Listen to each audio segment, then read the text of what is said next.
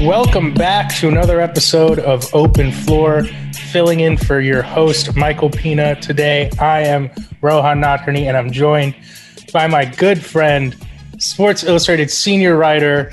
She says he looks like Usher when he's trapping in the rain. Please welcome Chris Herring to Open Floor. Chris, how's it going, my man? What? I'm good. How are you? I'm great, man. Dude, you're not a fan of Baca Not Nice? What's up? No love for Baca? It's not about not having love. Having love. It's more that I was caught off guard, but I'm good. Dude, that's what I'm going for here. I'm good, man. Can I embarrass you for a second? A little bit? Sure. I just want you to know I've been reading Chris Herring's work for years, going back to your time at 538. I feel like I've been listening to you on podcasts for years. Always look forward to when you're on Zach Lowe. And now here I am sitting in the podcast chair across from you. So I'm really excited, man. I feel like I don't think we've done one yet. That's just me and you. And here we go. Get to talk hoops for a little bit. We had one we were supposed to do, and I think something came up. You and I were going to kind of tag team the podcast where we had Moran Fader on to talk to her about the Giannis book. So this is cool for me too. I appreciate it. You know, I've got so much respect for the work you do and have for a long time. So it's cool to do this. An incentive for people who listen to this podcast but maybe don't watch us on YouTube. I think you're going to want to see how Chris's traps look today. I mentioned before we started, it looks like he's been working out. So just a little something for our fans if they want to check us out on YouTube. Speaking of our listeners, thank you to everyone who engages with this show. Thank you for sending us tweets, DMs, etc. We love when people are engaging with the work that we do. So in that spirit, please keep those emails coming. openfloormail@gmail.com. We love all your emails, guys. So keep them coming. Chris, there's a ton of stuff we got to get to today. Kind of a busy time in the association, as they say. I want to start. I think you and I are both on the same page about this weird bit of news that came out this morning, and that I don't think either of us really believe it is something that's going to happen. But Shams Charania of The Athletic floating out this morning that the Celtics have maybe been involved in trade talks with the Sixers for Ben Simmons. The Sixers allegedly only want to do the trade if they can get Jaylen Brown back, in the same way that I only want a wife if it's Rihanna. What do you think Pina's life flashed before his eyes when he saw that there was a potential Jaylen Brown for Ben Simmons rumor? Probably mine would. But I'm also of the exact same opinion that you are, that it's very nice to want things in life. It's nothing wrong with wanting things in life. It doesn't mean you're going to have them. Certainly, I mean, it would be like walking up to a Tesla dealership and offering them I was about to say a $5 bill. That's not fair. For a car. It doesn't mean you're going to walk out of there with a Tesla. It's here's my car that can't go over 50 miles per hour. Give me your Tesla for it. Yeah. Right. It just isn't going to work that way. And, it also just, I'll put it this way. It struck me as even silly to have their two names in the same sentence, but Nekias Duncan, my buddy over at Basketball News, he tweeted that he actually doesn't think it's it works for both teams. So maybe I'm missing an aspect of it because I respect him a great deal. He knows that. Maybe it's almost too simplistic to just say that it makes no sense for Boston. Just kind of apples to apples, oranges to oranges, 2 + 2 = 4. The way I see it, Jaylen Brown's a fine defender. He's a fine offensive player. Maybe they do clash a little bit between him and Tatum, or the idea that it doesn't leave enough offense for everybody else. And so if you're really, really trying to get away from that and trying to infuse some ball movement into your offense, maybe Simmons makes sense and maybe you don't fall off much, or you maybe even improve a little bit on defense. But I feel like you could potentially get more for him than that. Yeah. I remember when me and Michael were talking about trade possibilities for Dame, and I think he just kind of gave me a blank slate and he said, you create whatever trade packages you want to for him. Who would you potentially move, or what would you actually be intrigued by? And I was thinking Boston could potentially get in that conversation with Jalen and some other pieces for Dame. I mean, I think that's who you would want to someone of that caliber you would want to trade before you would talk about Simmons. I think he'll be there if you want to get him, for something that expensive that costs. Exactly. Yeah. To me, the only reason Boston would ever make a trade like this, and again, we don't want to get too deep into it. To me, the only reason Boston would ever make a trade like this is if there's some kind of chemistry thing between Brown and Tatum that we don't necessarily know about, or maybe the front office feels like one of them is holding the other back, et cetera. But I'm with you. I mean, if you're going to trade Jaylen Brown, I think you could do better than Ben Simmons, frankly. When we had Jaylen Brown ranked higher than Ben Simmons on our top 100, I think you could get multiple good players back in return for Jaylen Brown. Like, if for any reason he was on the trading block, I think you could do a lot better. I will say, a couple years ago, I gave Brad Stevens the nickname the Bhagwan. I don't know if you've seen Wild Wild Country on Netflix or are familiar with Osho, but Brad's like their cult leader in Boston. The head of the Democratic People's Republic of Boston. They love him. They'll do whatever Brad says. So I kind of hope he makes the trade just to see the cognitive dissonance of the Boston fans who've been killing Simmons for years. To see what our buddy Pina does about it. So I'm rooting for it in terms of chaos, but I'm with you in terms of, not really a move that makes sense, at least to us on the court. But, you mentioned Nekias Duncan. He hosts the Dunker Spot podcast. He's promised a breakdown of why he thinks it works. So we'll have to check that out. I'm going to look at it because, I said, I trust him to have an interesting insight that I haven't even thought about. So if he says that he sees it being potentially smart, then I trust him. I'm willing to hear it out. It's probably not something I would do, but yeah, I trust him. Chris, more news that came out late last week, and there's no real easy way to segue about this. Last week on this podcast, you and Mike discussed the Robert Sarver story as it relates to the Suns and their toxic workplace culture, alleged, I guess we should say. More allegations now. This was kind of a weird story in a media sense in terms of how it broke. I think it was late Thursday night last week or late one night last week. The Athletic reporting that the Blazers have launched their own investigation with an outside firm into their general manager, Neil Oshey, and the workplace culture that he's cultivated there. Chris Haynes of Yahoo Sports followed up with reporting about more allegations of a toxic workplace culture. Obviously, the players and coaches have not said much about it. It sounds trite to just say your thoughts on this, but I'm just curious what your reaction was. It just was kind of a strange story in terms of at least, when it came out and the timing, et cetera. And normally you don't have the teams kind of getting out in front as the way the Blazers did on this one. Yeah, it's very strange on a lot of different levels. In the same way, it's been strange now for each of these stories. The Sarver one as well, where there was reporting, if you would call it that. I wouldn't really call it that, but there was some stuff floating around about that weeks before, and obviously the Suns put out a preemptive statement about that, which was really odd. And it's like, okay, you're denying something that hasn't even been written about yet. Which that I've seen that happen before, and it shout out to Baxter Holmes for that story. But he wrote a story a year and a half, 2 years ago, whenever it was, on Magic Johnson, and that story kind of dribbled out a little bit too beforehand. So it was kind of strange that happened. Where he's writing stories that at some point you have to ask the organization for a response, and stuff is going to get out. Now I say all that to say this. Even Friday morning, and you were part of this text message chain, like some of us were discussing some stuff that I guess not I heard, but within our group, like about the idea that something may be coming down and trying to kind of figure out what each of us knew or how many of us had ties to Portland that we could kind of make use of that to potentially report something. So it was starting to circulate a little bit Friday morning. I think the timing of it was that it came out late Friday night. It was like a really weird Friday news dump in that sense that it came out at as I was going to bed Friday night. Yeah, it was late on the West Coast. It was very, very late. And so it's hard. And beyond that, I think what's even stranger about this, it was one thing for Baxter's story that had all these details and allegations.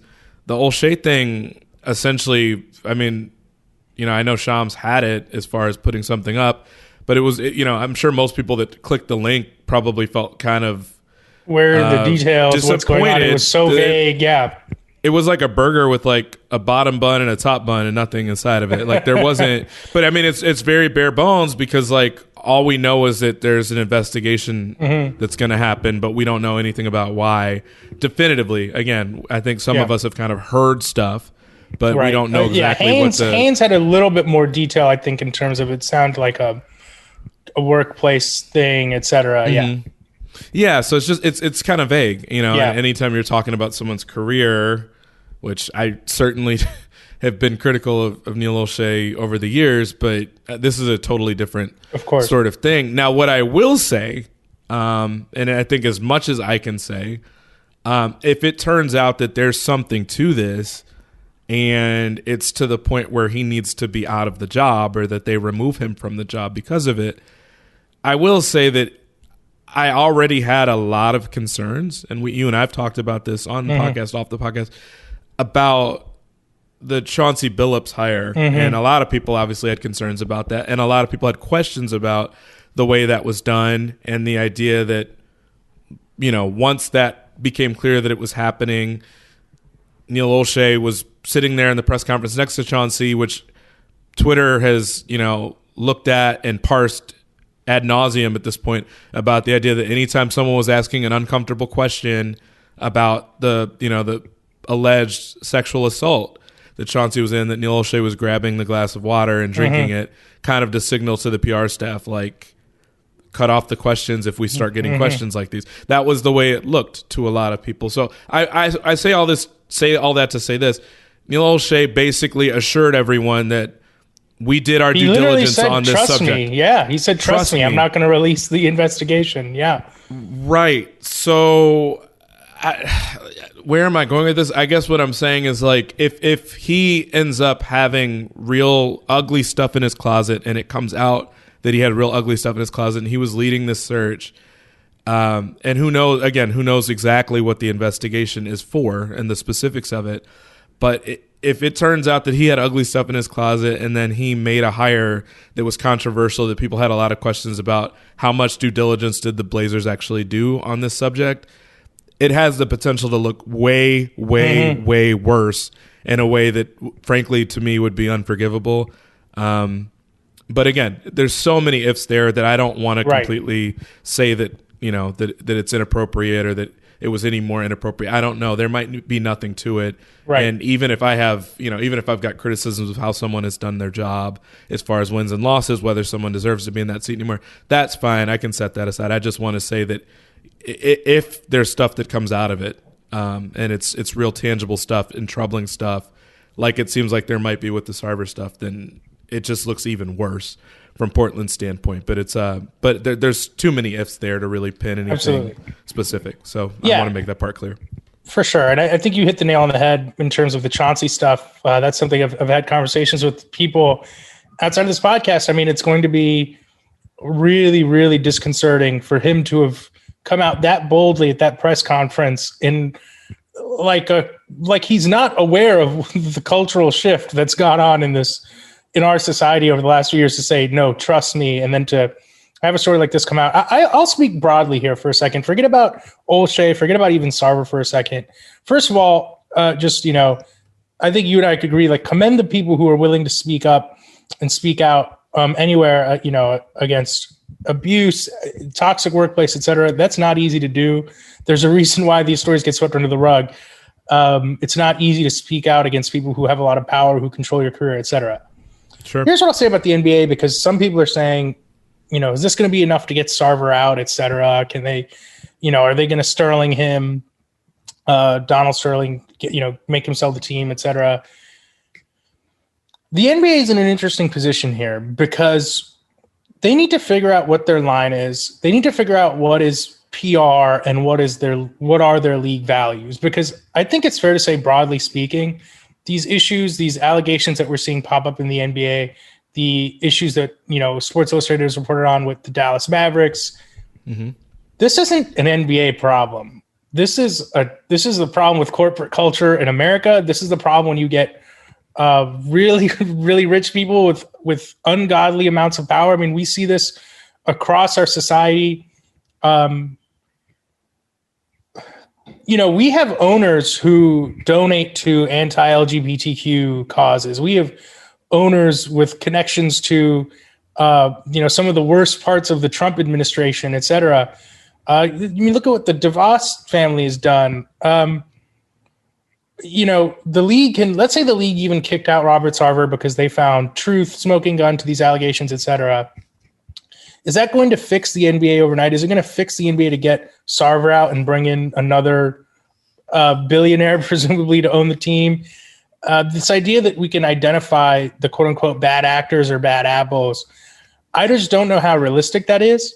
And I'm not saying that that's a reason for the league to kind of wash their hands of it or throw their hands up and say, hey, we can't do anything. But I do think there needs to be an awareness that this is corporate culture in America, frankly. This is why we've seen, whether it's the Me Too movement or the spate of people who feel comfortable coming out talking about, workplace abuse, toxicity, whatever you want to call it.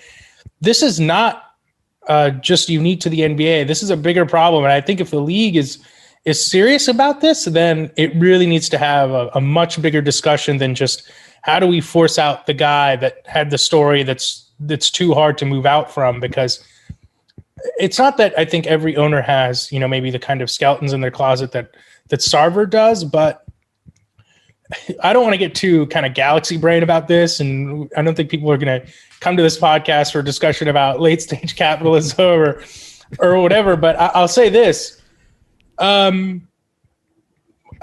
There's something to be said about, there's an argument to be had, and I think it's a conversation that people like you and I probably have amongst our friends, but you look at the Suns, for example. This is going to sound kind of like crazy to say, but it's real easy to get rid of the guy who has said the N-word when he clearly should not.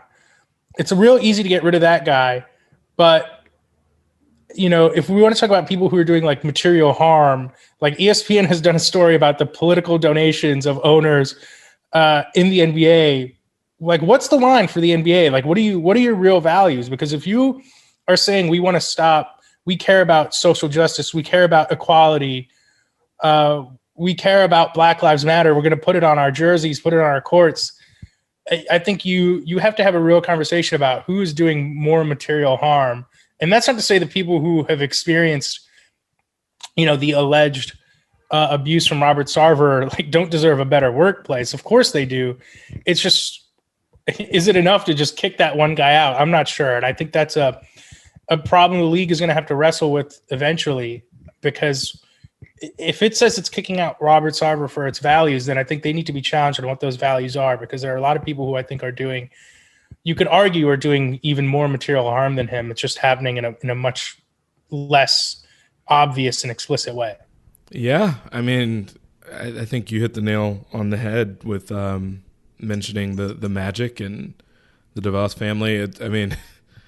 If you want to make it political, you can do that. I mean, we're talking about, education secretary and all sorts of other things. Aside from gay rights in this country, aside from any other number of things, that's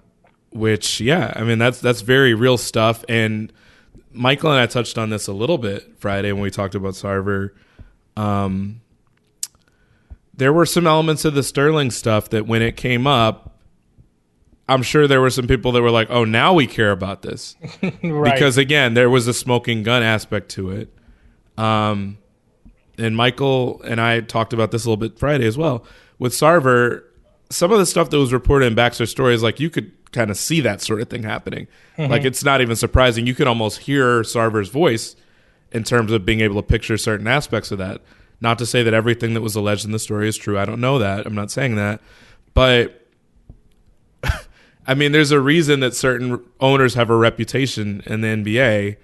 Some of them are just kind of more wild personalities. But again, these are people that to some extent probably feel very entitled, feel like they can say whatever they want to whoever is in the room, can say whatever they want no matter who's in the room with them and how far away they are or how well they know the people. And in some cases have been sued over some really ugly stuff. And it's very clear where they stand politically, which maybe at one time the idea of being on one side of the aisle versus the other wasn't as problematic as it is when there's someone who's running for office that is very clearly racist to a lot of people. That it comes off that way, that a lot of people in the country feel that way. So, yeah, there is going to be a spot where it I don't know. I don't know where you draw that line. But I think the odd part of it is that all of a sudden, if an owner was kicked out, the league would say someone has a problematic history of XYZ and will act as if it's something that was long overdue.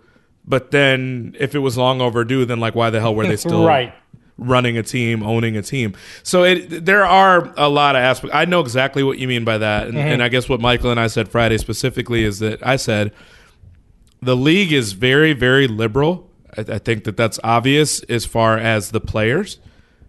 You're dealing with a league that's very international. You're dealing with a league that is mostly black, mostly young men, very young men. But the players are that way.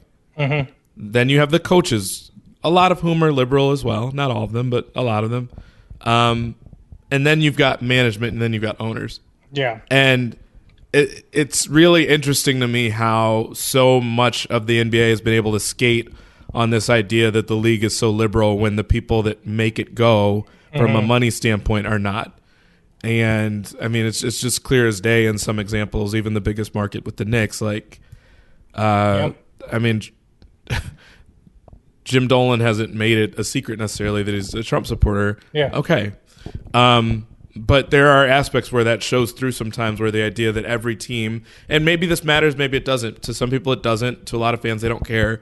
But when every team in the league puts out essentially a statement regarding George Floyd, and I'm sure plenty of them made statements about Jacob Blake and everything else like that, and the Knicks are like the one team that doesn't. Right. And then it's like a 10-day process for them to put out one that even when the statement comes out, it doesn't say much. Okay. I mean, it's like, and it's people are needling them about that. I remember Howard in particular had pointed out, I think, that they hadn't put out one. And, you know, it might not be a big deal to some people. It may be a big deal to some people. Some people feel like it's just performative anyway. Yeah. But the fact that like you can't or won't even do that. You can't even make a statement saying you condemn racism. The easiest layup in the world. Just we don't like racism. I can't remember exactly what the statement eventually said when it came out like a week or 10 days later, whatever it was. But it was like that was something that I imagine from the top down they were told, no, we're not doing that. And it's just, again, like it's just a mindset and it's a mentality of who owns the team. So I mean, it is what it is. But like. I hear what you're saying, and I agree with you. Like, there's some stuff that to me comes off as problematic. It's not nearly as problematic as like having a completely anti-gay stance on things. There are levels to it, but I do think that it is interesting that like we, like we said, if something came up, if there was a smoking gun, the league would then take the stance that you know, we should have been done this. And it's, you know, it's not an all of a sudden sort of thing when someone's owned a team for 25 years or whatever. So it'll be interesting to see what happens, but it'll be interesting to see what happens in this Portland case as well, because I don't even know what the allegations are. So that'll dictate a lot of it, I guess. Billionaires, they're not sending their best, you know. They're, I guess, let me put it that way. There's no easy way to now transition back to on the court stuff, but obviously there's a lot we want to talk about in terms of what's actually happening in the games right now. It's been a hell of a start to the season, man. I first of all, shout out to Eastern Conference basketball as someone who grew up in the East. Chris, I mean, it's just great to see the revival of this once proud, great, beautiful conference. Lots of great teams up and down, but we're not going to start in the East. No. We're going to start out west with that play action fake. That play action fake that got you. That boot, that naked boot. I'm Peyton Manning running to the end zone. We're actually going to start with probably a much more disappointing team. They're currently sitting outside of the playoff picture in the Western Conference, and that's the Los Angeles Lakers.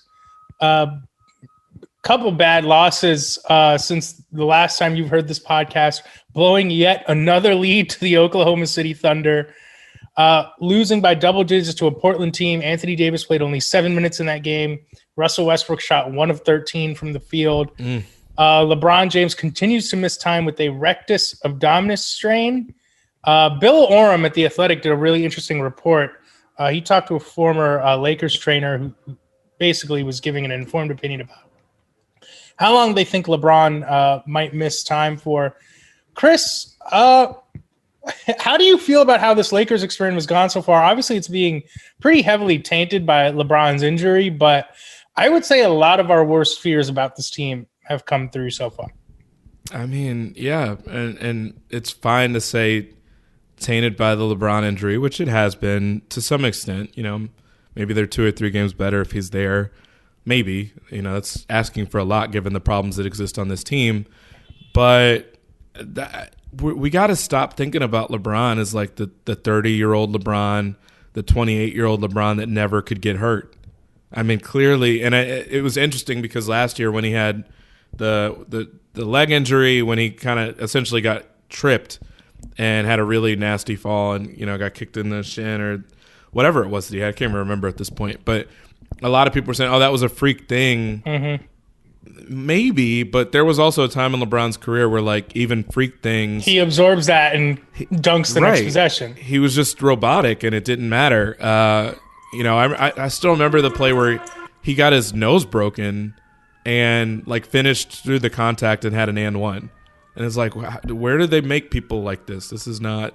Clearly wasn't made in America, this product, because too strong. Yeah. Too good of a product. So...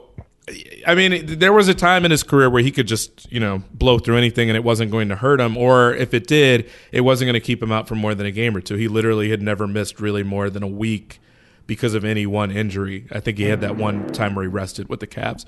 So, he just took a 2-week break, yeah. Right, the sabbatical, mid-season sabbatical. Yeah. So, I mean, that's what we're talking about here is, like, I think we've, you know, I never felt like there was going to be one moment where it all just kind of went away. If there was, maybe it was it the hamstring that he had with his first year with the Lakers where he was just the groin, he was just out and he kept missing time. People thought he'd come back quick right. And even, you know, once he was ready to, because I think by the time he came back, they only had like a game or two left to spare as far as, you know, the playoff race. And so that might have been the moment where we really lost him as far as like he's not injury prone anymore. And maybe it's not one massive injury that takes him out. It just might be the little aches and pains and the nicks and the hard falls that he takes that now what used to take him 12 minutes to recover from now takes 2 weeks and you have to be really careful about it. So I don't know, but that's just kind of a part of it now. But aside from that, and aside from Davis, who might be even kind of more fragile than LeBron is despite his age difference, I mean, man, it's just even when they're healthy, there are so many plays where you watch AD and LeBron run a pick and roll, and there's 3 people guarding those two, and Russ's guy is one of the 3, and Russ is just standing there.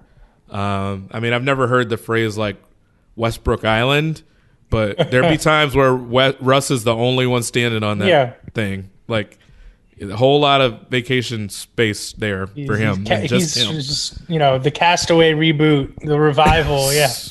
And then they throw him the basketball, and that's basically Wilson. Hey, Wilson! Hey, Wilson! Oh, there we go. How about that? Shout out.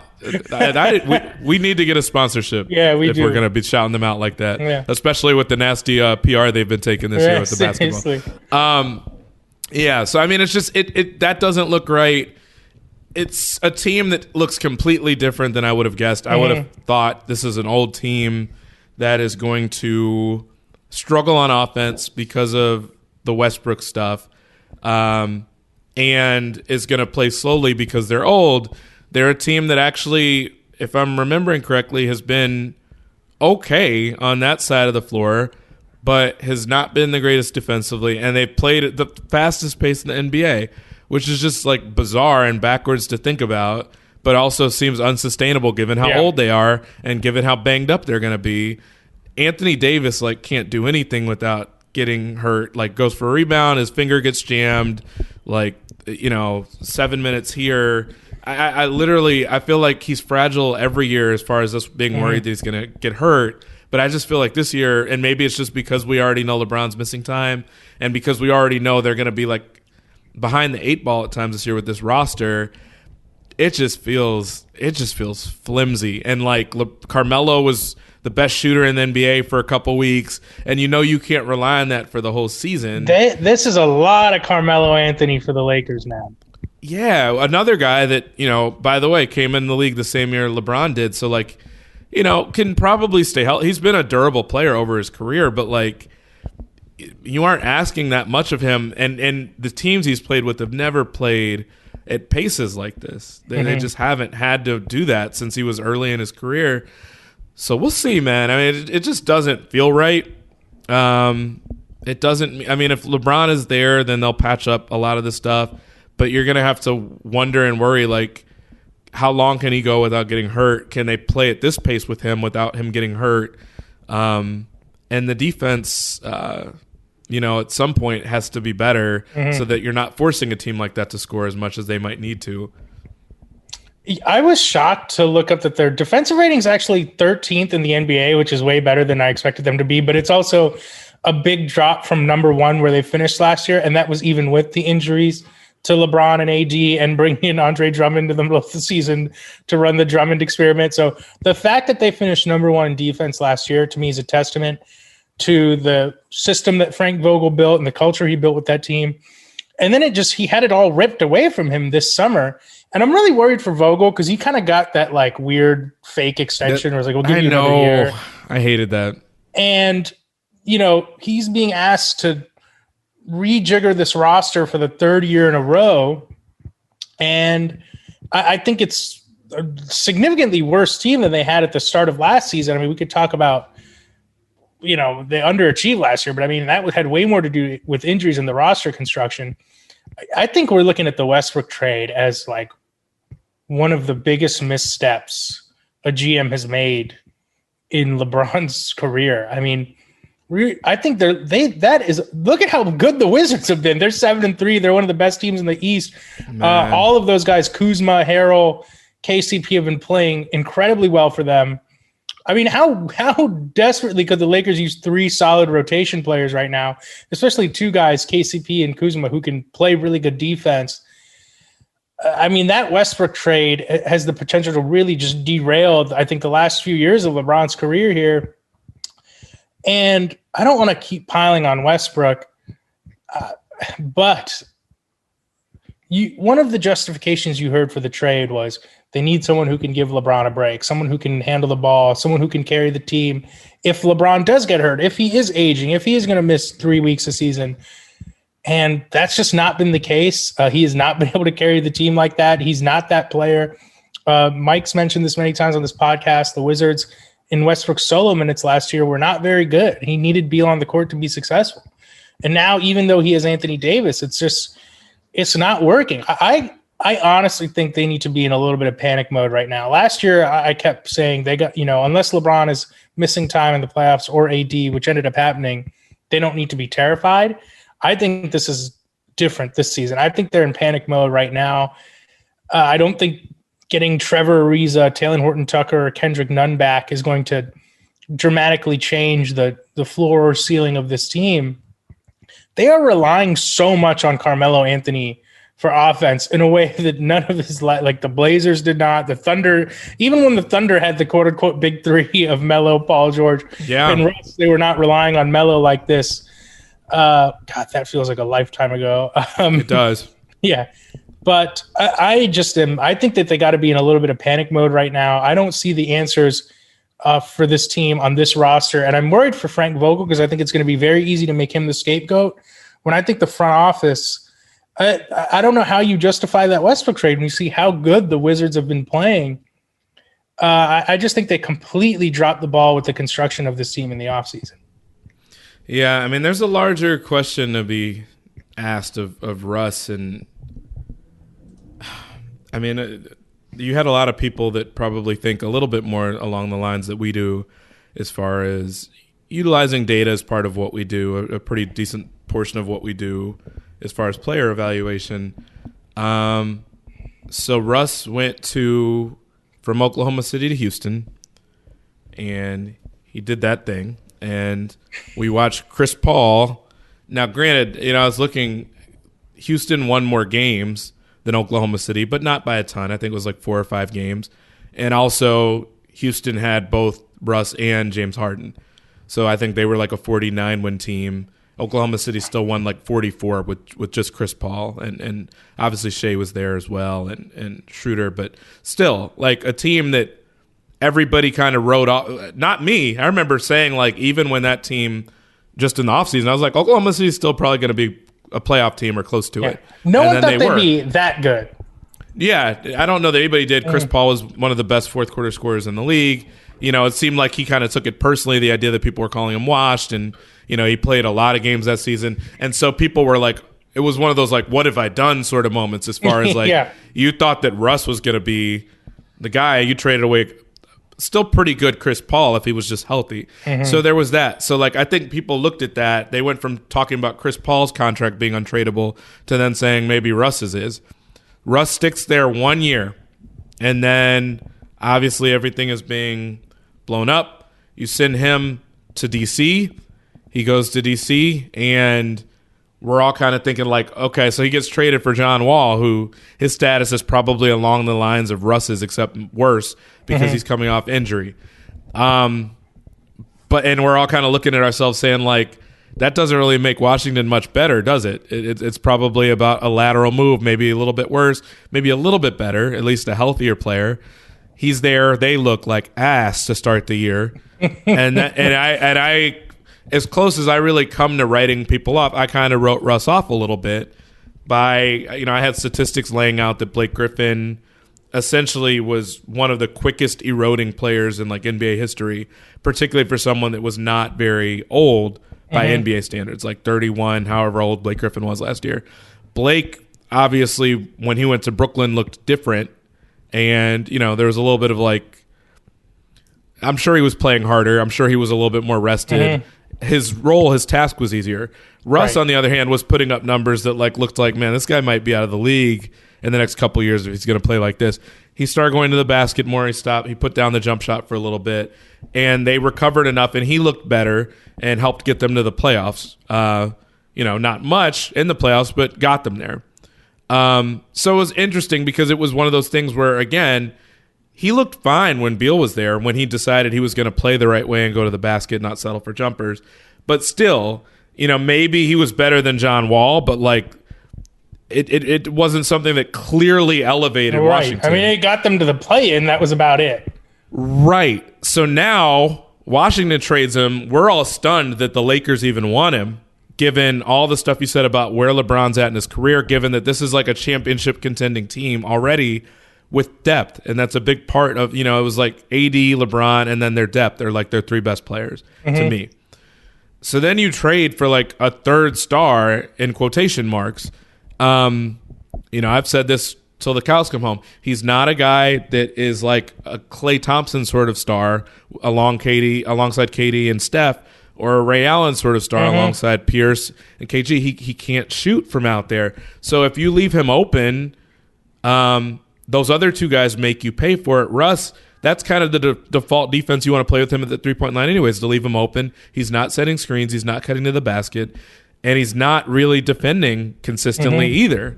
So, like, I just didn't understand it from that standpoint. But I say all that to say what you brought up earlier is that now Washington, like, looks – a lot of people kind of picked them not as a dark horse to win the East, but to, like, do damage in the East to some extent because they thought that the depth would serve that team better than Russ would as a second star. And guess what? Like, Beal's not even playing that well yet.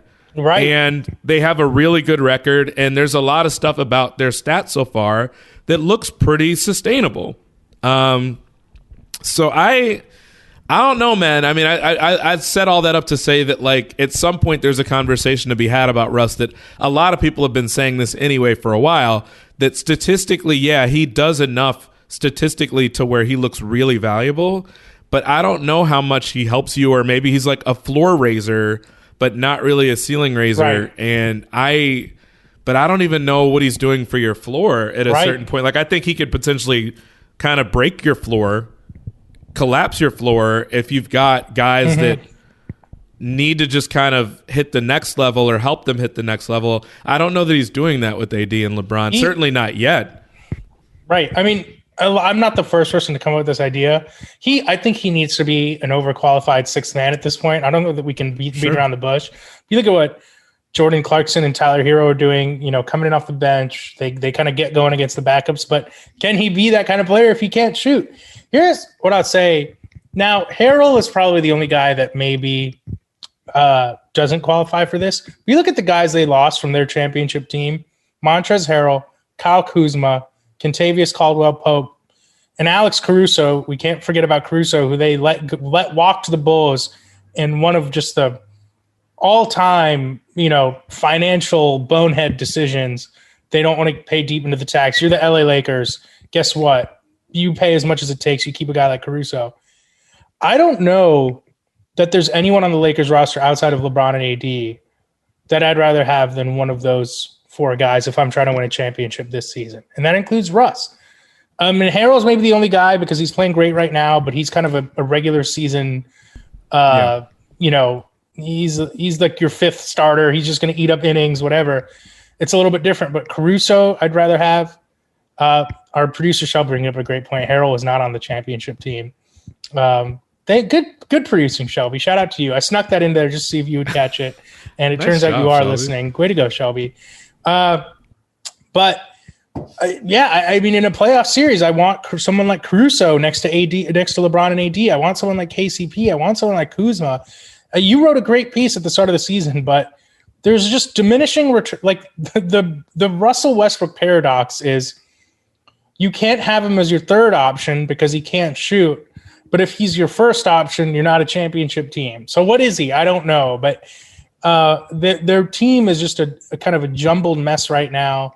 And I don't see the improvement coming from within.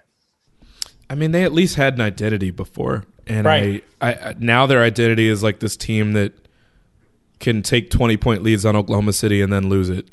I made the comparison on Twitter. And it was crazy, too, because maybe I'm getting really old. It's really tough for me to stay awake for these West Coast games now. So I'll make it through the first three and a quarter quarters, maybe the first 2-3 minutes of the fourth. And I'm like, I got to go to bed because I've got early calls to make. I've got stuff to grade. I've got a story to try to write. I've got meetings, whatever. And it's like, I don't want to be asleep on those. So let me at least go to bed and I'll watch the rest of it tomorrow, or I'll catch up on what the final was and then figure out whether it was worth it to watch the last 8 minutes. And I did that with the Thunder Lakers game. And I tweeted at one point because they had already started to give up that really big lead they took against Oklahoma City. And so it already started to feel like deja vu. And so I tweeted something like about how the Lakers, they eat their meals really quickly, but then it comes back up. And then people pulled the tweet back up after they lost, and they're like, well, you do know the regurgitation issues start to come up a lot more once you get old, and the idea of, and the Lakers are an old team, so whatever it is. But yeah, I mean, it's at this point, man, I just feel like they had an identity before. I don't really know what it is now. It's obviously going to be impossible to figure out what it is until you get LeBron back, until AD is there consistently. This will be – actually, it's not, because look at how they're playing right now. If AD's not there and it's just LeBron, I don't think this team would make the playoffs. Yeah. And if it's – if LeBron's out and it's just going to be AD and Russ, they're not going to make the playoffs. I think, again, you got to figure out how you're going to do it if it's all three of them. But if it's just Russ and it's Russ becoming half of the equation as one of the big three, and it's just one of those guys out of the picture, I don't trust him in that role. Yeah. I don't know. Maybe it could work better in some ways, but I just don't see it. I just don't want him being. And it's crazy because the 6-man role theoretically should work, second line defenses and stuff like that. But there's something that scares me about Russ just kind of having complete control of everything too. To the point that you brought up that I'd mentioned before about the idea of he's not good enough to be your best player. Yeah. Maybe against benches he can be, but he turns the ball over so much. So who knows? It's I just want to, that scene in Good Will Hunting where Robin Williams is telling Matt Damon, "It's not your fault." That's me to Frank Vogel right now. I just want to give him a hug. Like, it's not your fault. I don't want that dude. I don't want that dude getting fired. I don't want him getting fired. I think Vogel's done a great job, and I think he deserves more respect for what he's done with that team, especially last year having the number one defense. He's been great, and shouts to you, Frank. I think you're in a tough spot managing everything you have to manage. I want to move on to players who are actually playing well. I'm writing about this for Sports Illustrated this week, so I thought it'd be great to also talk about it on the podcast. So, Chris, I want to hear from you. We touched on this. This has been a good season of basketball. Like, there are a lot of good teams. Like, almost every team has been entertaining to watch. I mean, even the Thunder, who we all said were going to be awful coming into the season, have pulled off some crazy comeback wins. And I think the great players are playing great. So, to that, I want to ask you, Chris, who are I kind of left this vague. I don't know if you got just 1, 3, however many guys you have, but tell me your early season MVP candidates. We're about 10 games into the league right now, so with the caveat that this is really early, but if you were filling out a ballot right now, who are some guys that you want on there? Well, I think my first guy is somebody that everybody has on their list, and I think he's probably more of a revelation to me because I make a point to not watch. I can't watch summer. I'm like basketballed out by the time we get to summer league. I don't watch summer league. I proudly tell people I don't watch summer league. I don't watch preseason. And I don't watch much college aside from like Michigan. So which is where I went to school. So I guess other people knew he was going to be good. Evan Mobley has been so much fun. And dominant is a strong word to use, but he's got stretches, man, where people can't get around this dude. Defensively, Cleveland plays a really smart. I made fun of Cleveland in the past for having too many bigs, and we've all made fun of Cleveland in the past. Yeah, right. Yeah. So this seems to work because having Jared Allen back there gives you some bulk and some heft to be able to guard the bigger fives. And Mobley, you don't really necessarily want him doing that. I think the guy's 215 pounds despite being like 7 feet tall. So like he's too small and too thin to do that, but is still a hell of a object to have to shoot over and to get around and try to throw a pass around. So, he gets his hands on so many passes, has a really soft, touch on his shot. They play basically a 3-2 zone, which is different, but they're already using him in the middle of it, which is brilliant and very smart. So I've just thoroughly enjoyed watching that dude play. Again, like I know a lot of other people have known that, have noticed that, and obviously that's a big part of their turnaround. Maybe we'll get to it later in the show, but horrible news with Sexton and the idea that maybe he's got something wrong with the meniscus. We don't know how serious yet. It just was tweeted out before we hopped on the air. But Cleveland's been fun, and I think Mobley is a massive, massive, massive part of that. Crazy that he had 26 against the Knicks. And it wasn't like Rubio went for basically 40. Right, yeah. So, Rubio was nuts. So, Chris, I'm going to take responsibility for this because this is my fault. I put 2 questions on this outline that are very close together, which was who have you enjoyed watching, but who are also your MVP candidates. I was going to talk about my MVP candidates right now. Now, maybe Mobley is one for you. Maybe you're ready to put Mobley in the MVP talk. The fact that he's made Cleveland fun to watch cannot be disregarded. That is a Herculean effort right there. Yeah. But I'm gonna throw an MVP candidate. I'm gonna throw 2 MVP candidates in the mix right now, if you don't mind. Okay, go ahead. All right, number 1, and I think this is actually a bigger deal than people realize, even though we all thought he was going to be great coming into this season. But that's Kevin Durant, who. Yeah. Our buddy Mike wrote about him last week. It's a great story. You should check it out, especially what he's doing from the mid-range. But I don't even remember pre-Achilles Kevin Durant feeling as unfair as he feels this season. I don't know. I don't know who can guard him. In my mind, you need someone like Giannis, but you saw Giannis, he didn't want to take on that one-on-one assignment and kind of mess up their team defense in that series. And I do think Giannis is better as a help defender than a one-on-one defender, as crazy as it sounds. But, you look at all the great defenders in this league, whether it's Paul George, Kawhi Leonard, LeBron, when he's really, really trying. I just don't know that they have the height to guard this guy. And right now he's rising up and shooting above everyone. He's leading the league in scoring.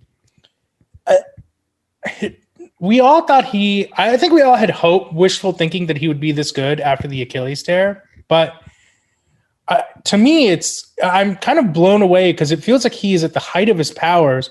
And granted, I think being at Golden State, playing in that offense, playing with Steph Curry and Klay Thompson kind of muted him to a degree, which was, a fear all of us had. But Chris, he's been really, really blowing me away. And we had him at number 1 on our top 100. I think you were the only one who put Giannis there, but we all agreed that they were kind of a 1A, 1B situation.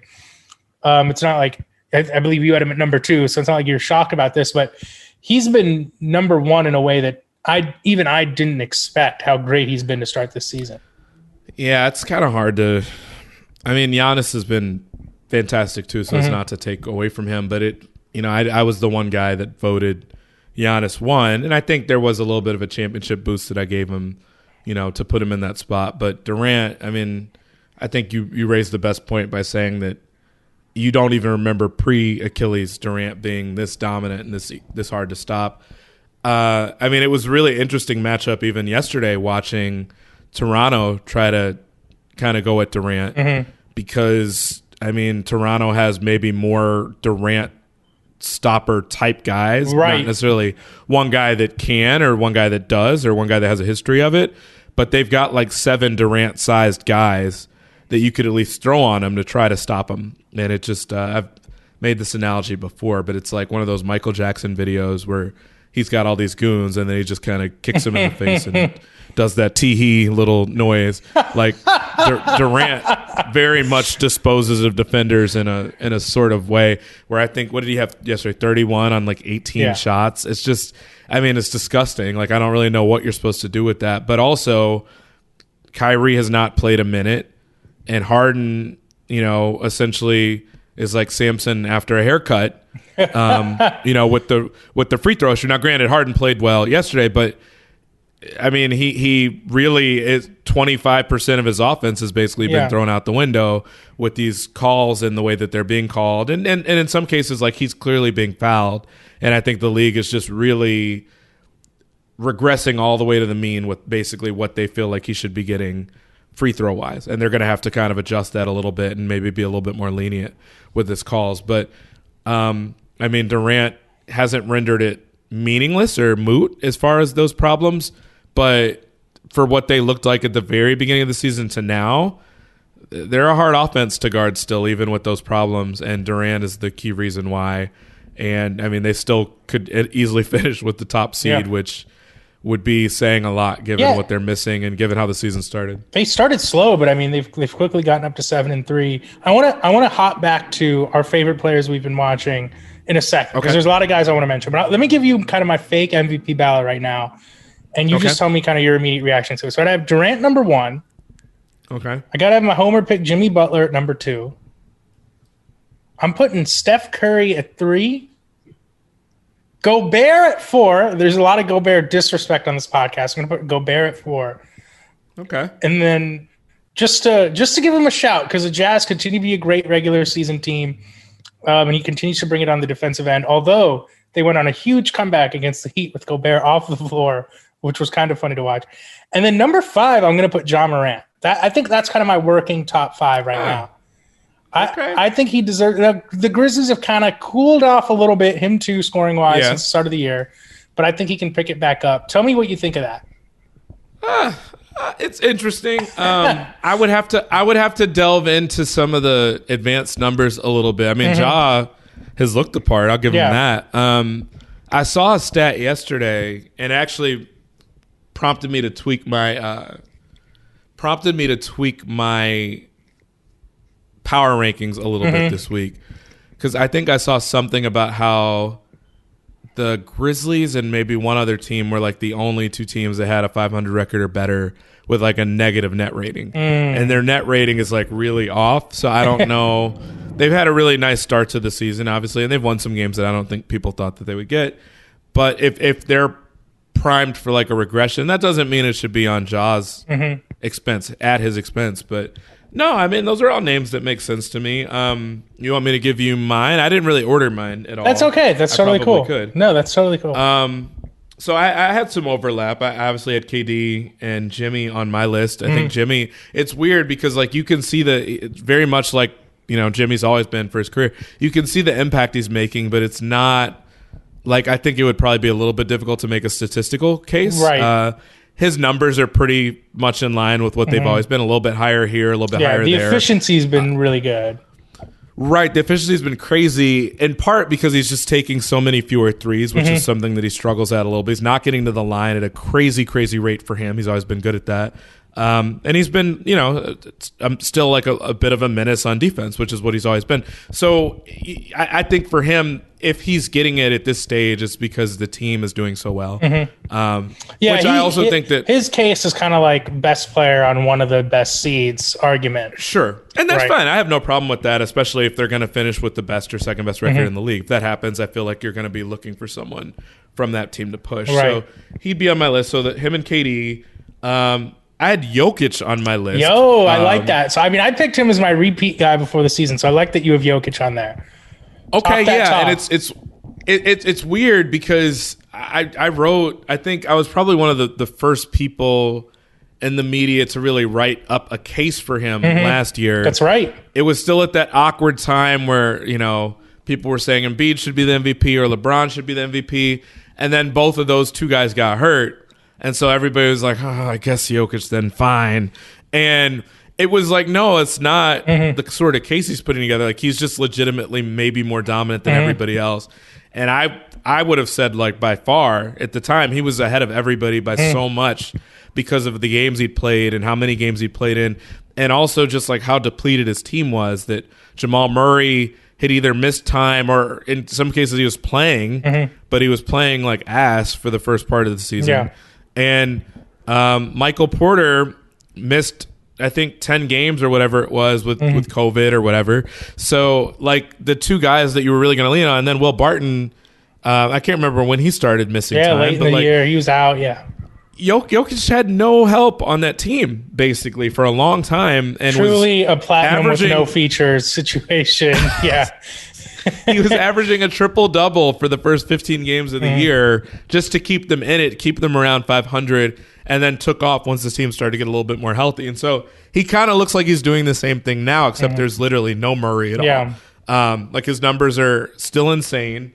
Last year he was leading them in most categories. Yeah. There was a tweet that somebody every put single out there category. He's leading them in every single category, which I think someone was saying has never either hasn't been done in Nuggets history or hasn't been done in like recent NBA history at all, which like isn't a good thing because I think that Michael Malone went into the year saying he wanted to find a way to get Jokic more rest, and it's like they're leaning on him even more heavily because Porter's been really bad. I mean, his plus minus is ridiculous. Their bench is awful. I mean, their bench comes in and blows any lead that he's built up. The pressure on him is really insane. That's a really good one to have. So I'll pick him, even though I know the team's record isn't there, but it really wasn't this time last year either. So him, and then the other guys I had on my list were Giannis and Steph. Not again, this isn't in any particular order, but I mean the Warriors have the best record in the league. Steph is another one of those cases where, like, statistically, he's had better years than this. But if the Warriors are anywhere near first place, particularly if they're in first place, I think there's going to be a big push for him to win the award, and I think he'll deserve it, if they do that. And this is without them even having Clay back yet. So they've also been really good on defense, which I think helps the case too, where he may not need to score as much, depending on what pace they're playing at or anything like that. So him, and then Giannis statistically is not terribly far off from what Giannis he's done each of the last 3 years. It's just the Bucks not team looking success, great. And the injuries, Yeah, so I mean, it's they've been really banged up, and Giannis has had to do more of it by himself. But I mean, this is kind of how the case started last year too, where like everybody wrote him off, and statistically, he's pretty much become a metronome the last couple of years statistically. So he's going to be there in that conversation. It's more a question of whether or not there's fatigue from that standpoint of him always being in that conversation. In the Bucks, set the bar so high for himself, and their team did, Yeah, so we'll see. But those are the guys I would have. Gobert, I think, is an interesting one where he's always going to be in the I'm always analytics killing darling the Jazz. of that. Yeah, exactly. So that's why he's near the bottom of my ballot. Here, can you settle a debate for me, actually? Settle a debate that Mike and I had. Which team do you think is more dangerous, the Warriors or the Jazz?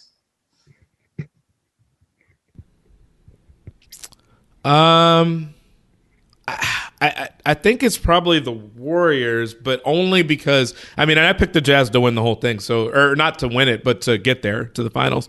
I don't know who I picked to win. I can't even remember. I think I said the Bucks. I'd picked to win.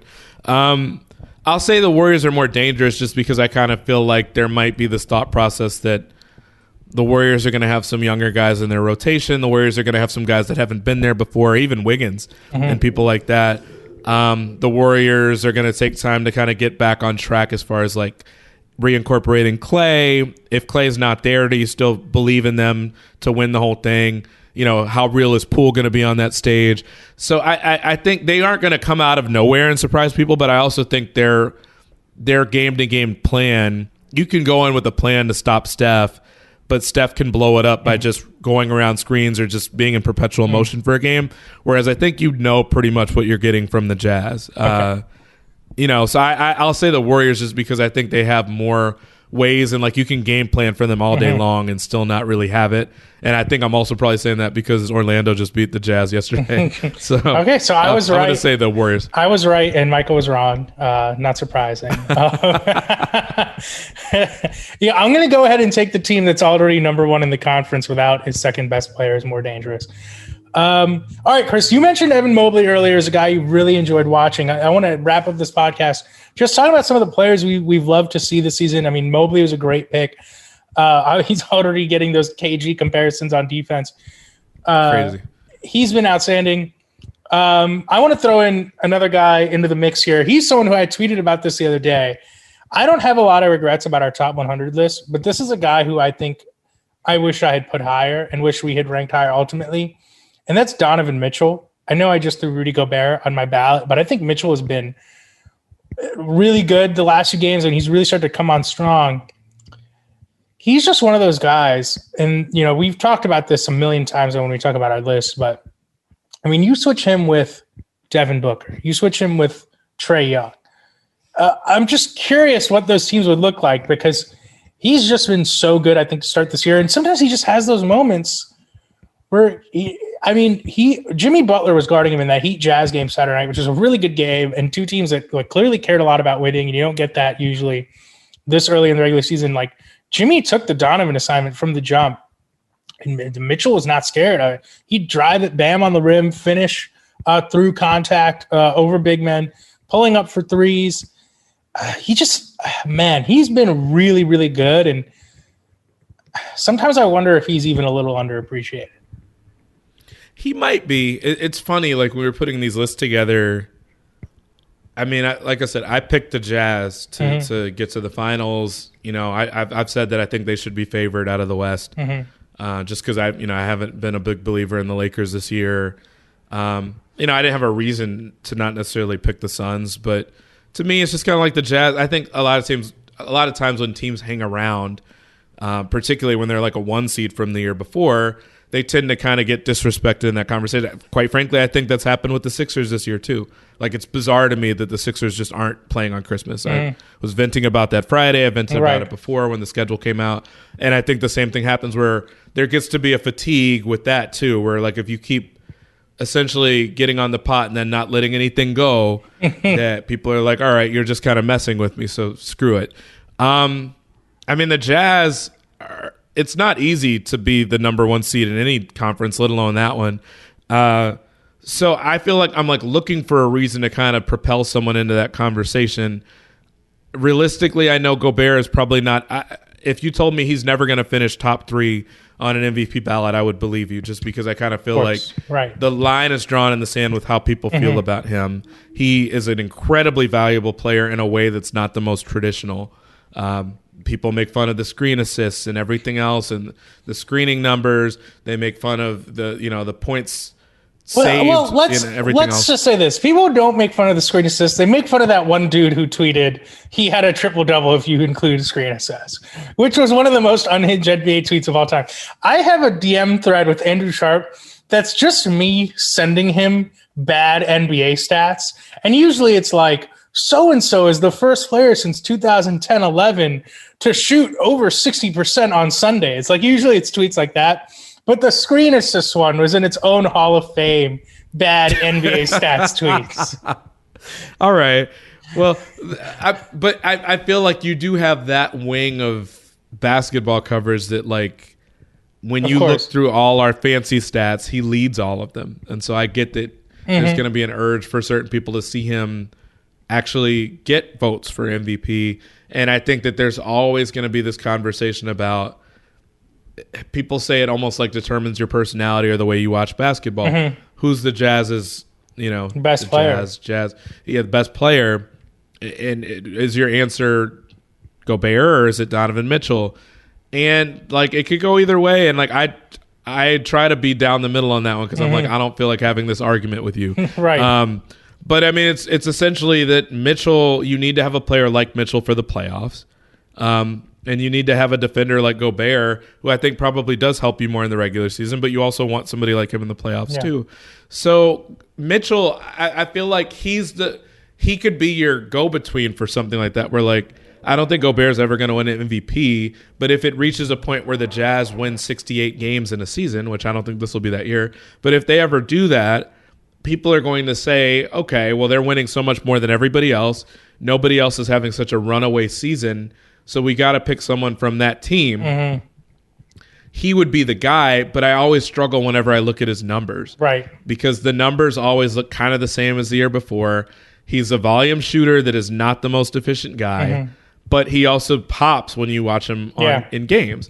That's the thing. So he just is fun to watch. He's also just really fun to watch. Like, he's really fun to watch. He's really good. Hell, I like watching the dude's brother, too. I like watching them play against each other. It's just a fun player, but like, yeah, for me, it's tough because I can never really slot him into like a top 5. And I felt like you were starting to see his name last season because the Jazz were, they weren't running away with the 1 seed, but they were going to win the 1 seed. And it was like, we don't really want to pick Jokic. And I don't really want to have to be forced to watch Denver and act like I do. So let me, Donovan Mitchell's like a flashy scorer from the Jazz. I'll pick him. Like that there was starting to be some of that conversation on the First Take sort of shows. And I'm like, y'all don't really think he's the MVP either. Like, let's be honest. And I didn't. So, it's tough for me. I don't know that I would put either guy in the top 5, but I recognize the idea that some people are going to think that they deserve there just based on how well Utah's been playing the last couple of years. So I think we're really close to running out of time here, Chris. But I know that we both had a few players. So just give me a couple more guys that you really enjoyed watching. I'll go through quick ones. I've got one player, and then I've got like a trio of players that are all from the same team. There we go. Furkan Korkmaz has been like not a name I thought I would ever spend real time talking about on this podcast ever. But I saw a stat yesterday. There's actually one of my former students, Lauren Rosen, who writes for the Sixers site. And she said that this man is second in the NBA in fourth quarter scoring, behind DeMar DeRozan only. Like, what? Like, Sixers have been good. 6-game winning streak. And I think they got a closing group with Korkmaz in there. Completely insane. He's been handling the ball a decent amount more this year, like basically twice as much as he did last year. His assist rate is way up. He's not that far off from like 50, 40, 90, which again, it's obviously really early. It's just kind of insane. Like, I didn't think that he had as many of the ball handling chops as he does, which helps them in a year where they're trying to figure out how to move on from Simmons. Obviously, other guys, Seth Curry has been amazing for them. But, and I think that they've won every game that Maxi's played in. Shake Milton has played in. So other guys have thrived, handling the ball as well. But that one is one I did not see coming. He's been in the league for a while. He was there. I think he was there during the process. He's one of the only other guys they've had that they still have from that period. So it's been really interesting to see that happen. I did not see it happening. So he's one. You want me to give you the other, or you want to hop in? Go ahead. The other is a trio of guys from the Orlando Magic. Yes. So Cole Anthony, Mo Bamba, and Wendell Carter all have made massive jumps. Just go ahead and throw Franz Wagner in there too. Yeah, I mean, Wagner's my guy as far as being from Michigan. I did not expect all this from him. So, I mean, you could throw him in there easily. And it's funny that you throw him in there because I'll give you this one. You take their starting lineup, don't they? Which they've had. They might have the best starting five in the league, net rating wise. Bing bong. Yeah. Plus 18.1 per 100 possessions in 125 minutes, which is the best in the NBA for any lineup that has played more than 50 minutes. Which tells you that how ass their bench must be. Yeah. That they're winning by 18 per 100 possessions and that they still are only whatever they are. Was it 3-7 at this point? Or no, I just said that they played 11 games. So, I mean, they're bad, but their starting five plays really hard. They're all shooting well. All of them can shoot. The Wendell Carter that we're seeing is this is the version that Bulls fans wanted to see. Mo Bamba is playing way better. And Cole Anthony, who looked real rough as a rookie, just went off. I mean, he was a game time decision and then went off for 33 against Utah yesterday. All interview first team. Hitting everything. Yeah, all interview first team. Cole Anthony. Facts. Mo Bamba wants that second contract. Franz Wagner wants the smoke. He's mixing it up. The Magic are fun. Those are all great picks. I'll throw a few more players into the mix myself. How about Lonzo Ball? The Bulls, they were this source of consternation during the offseason after they got signed DeMar. And I think people kind of forgot about, Lonzo has turned himself into such a good player. He's a great floor spacer. And he gives you a rhythm. He just gives you a fun. I love guys like him on offense who kind of stay out of the way but make you go at the same time. I mean, he's such an overqualified glue guy. And I'm just going to say he does all of it with the big fro. That to me is always, I want to see that. I want to see that when I'm watching basketball. It's just cool. I don't know what else you want me to say. It just is objectively very cool. As someone who loved NBA Street Volume 2, I'm pro. So great to see Lonzo Ball out there. I think he's been really, really killing it. Another thing I want to mention is just Paul George. The Clippers have had such a weird season. Yeah. Whew. And I think he's at something like 28, 7 and 5 right now or something. His stats are ridiculous. And, the Clippers, I think they started off with those first couple games. You're this team looks like they could be really good. They lost a bunch in a row. And I think now they're back up around 500. And he's just been kind of spectacular, a number one option in the way that every team wants their superstar number one option to be. I still am unclear what this team's ceiling is. They've been so up and down, but they're on a little bit of a hot streak lately. But Paul George, man, I just think that he is he's flying under the radar right now because he's been kind of every bit as good as kind of the great players in the league. I think he's been awesome. He's been really fun to watch. He has a nasty stretch like this every year. For the last 4 or 5 years at least, maybe longer. And then it's sometimes there's always that period in the playoffs where you're but I don't know. It's so weird that so many people kind of feel like they could go to the finals anyway with this roster. Certainly you feel better about it if Kawhi is back. What is their ceiling? What is their floor? Will they make the playoffs if Kawhi doesn't come back? So for me, I maybe just because I'm trying to be in fun mode this year and I'm sitting there watching a lot of Houston and a lot of Orlando and a lot of Cleveland. I'm fine with it if the Clippers are just fun, but it's really fun to watch Paul George's ball out. I think he's leading the league in defensive win shares as well. Wow. He's doing it on both ends, which he always does, but it's been really I also think I've just become a fan of watching guys have to be in a spot where they have to do it on their own. Steph, it's really fun to watch it's that. Fun. It's I would love for Clay to be there, but it's really entertaining when these guys have it on their shoulders. The irony of KD's career to go from the Warriors situation to the Nets one, and now he's the Harden's not Harden, Kyrie's not even there. He's been awesome. Can I throw one more curveball at you? Sure. It's not a player. It's a coach. It's Nick Nurse, who's just in his bag in Toronto right now, throwing out these funky lineups, letting Precious Achiuwa dribble. They've just been they also, after a slow start to the season, have really turned it on. They have a great lineup going. They have so much I love the way they've built the team and that I think it's perfect for the modern NBA, their length on the wing and their switchability, etc. They've been really fun to watch. Van Vliet, Anunoby, Scotty Barnes, man. What a steal Scotty Barnes has been. How much better does that pick look for right now, at least? And it's weird. We were talking about how good Orlando's starting lineup is. The only guy that's not performing well is Suggs, but Suggs is like rough. Like they're plus 18 per 100 possessions with him shooting like 30-some%. And meanwhile, Scotty Barnes, now, again, he did get his lunch taken from him yesterday by Durant and everything, but a lot of guys are going to go through that. But he looks the part. He certainly looks the part, and he fits that team like a glove with all the length they've got. So, yeah, that's a big one. And they don't even have Siakam yet. I think once they get Siakam back, they have a chance to be really, really good. They got him back yesterday.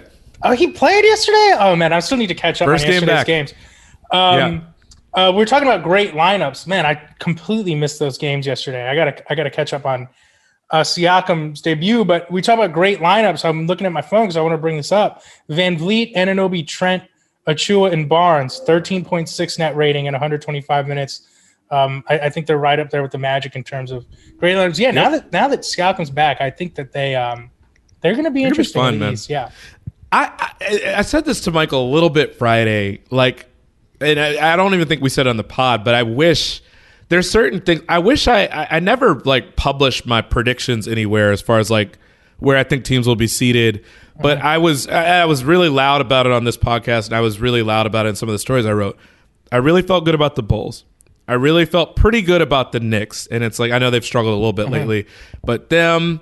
I think most people felt pretty good about the Wizards. I wasn't as high on them, but I felt like they would potentially make the playoffs. And my dark horse for just a team that people were counting out that I thought would be really good this year was Toronto. And I didn't really put my foot all the way down with any of these, maybe other than Chicago. But I wish I had, because most of them look really, really smart. I remember at one point, you got to go way back. I told Mike, I was like, man, we'll have to see if Boston can make the playoffs. And Michael was like, what? So that might have been a little strong, but maybe something in my mind was telling me that maybe Tatum and Brown are going to be shooting too much, and Marcus Smart is going to call them out. But I should have just stuck to my guns. Yeah, maybe the Celtics can turn around if they trade for Ben Simmons. Chris, I think that'll do it for us today. I think we really just kind of burned this candle on both ends here. This was a great pod. Thank you so much to our listeners for joining us on this journey. Chris, it was a lot of fun to hang with you, my man. To all our listeners, continue to stay safe. Michael was just on assignment today. Don't worry, he's fine. I think he needed some personal time after seeing those rumors this morning. But he will be back later this week. Make sure those emails keep coming in at openformail@gmail.com. We'll talk to you soon.